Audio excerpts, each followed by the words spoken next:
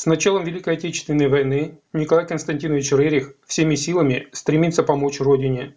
Он не только отправляет денежные средства от продажи картин, но и неустанно работает на информационном фронте, пишет статьи и делает выступления по радио в поддержку советского народа. Его сыновья, Юрий и Святослав, стремятся попасть в ряды Красной Армии и обращаются к послу. Супруга, Елена Ивановна, вступает в переписку с президентом Рузвельтом, ускоряя появление Второго фронта.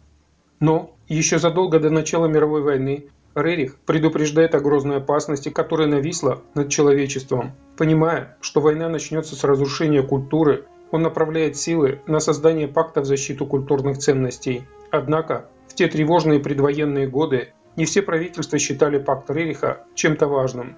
Человечеству планеты понадобилось пройти через огонь и разрушение войны, чтобы потом понять, как важен был пакт Рериха. В 30-е годы среди гималайских картин Рериха стали появляться мрачные сюжеты, которые раньше отсутствовали. Они отражали то, что происходило в городах и залах политических собраний.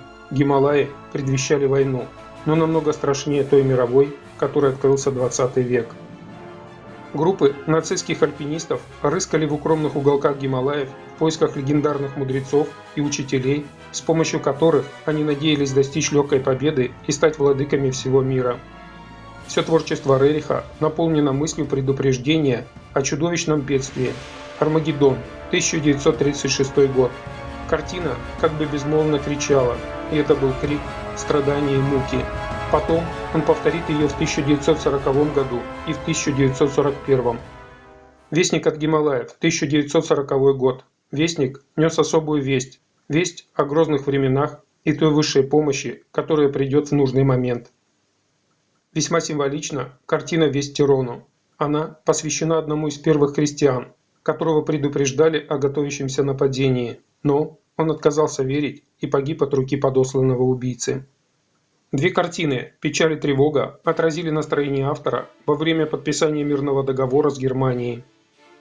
1940 год Рерих расшифрует как 40-й, предчувствуя близость начала Великой войны для своей родины.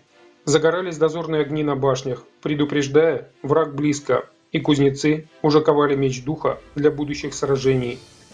Звезда героя летит по темному небу комета, предвещая и грозные времена, и приход героя, которому предстоит сразиться с тьмой. Богатыри проснулись, 1940 год, прямо указывали на будущую войну. В огромной пещере дремлют русские воины, некоторые из них уже оглядываются, и скоро они устремятся спасать свою страну. Заметался среди пожаров, слепой, ища спасения. 1941 год. Началась долгая и кровопролитная Великая Отечественная война. В напряжении огромных огненных волн стремится на помощь Гессер-хан, его стрела готова поразить дракона. Александр Невский едет по полю после победного сражения, скорбя о погибших воинах, защищавших Русь. 1942 год был похож на самые страшные моменты в истории.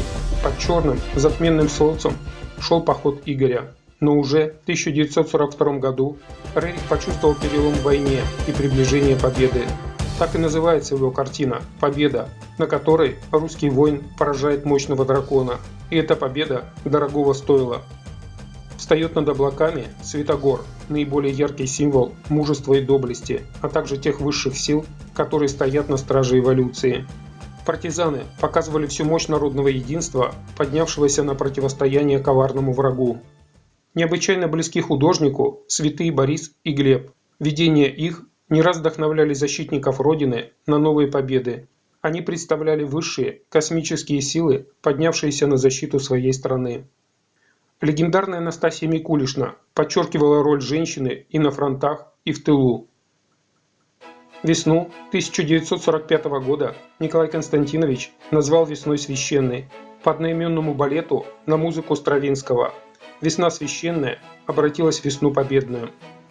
Мастерство художника поднималось на уровень теургии и, сотворя с высшими силами, создавало метаисторию и помогало Родине прийти к победе в тяжелейшей войне. В 1945 году среди его гималайской серии мы видим совершенно уникальное зрелище. Торжествующие горы во всей их красоте и мощной энергетике. Гималаи пели гимн победе светлого воинства. За время Великой Отечественной войны Рерих открыл взаимодействие двух процессов – исторического и метаисторического, и написал на своих полотнах ее уникальную метаисторию, исследование которой поможет человечеству предотвратить новые безумия и построить новый мир сотрудничества и великой культуры.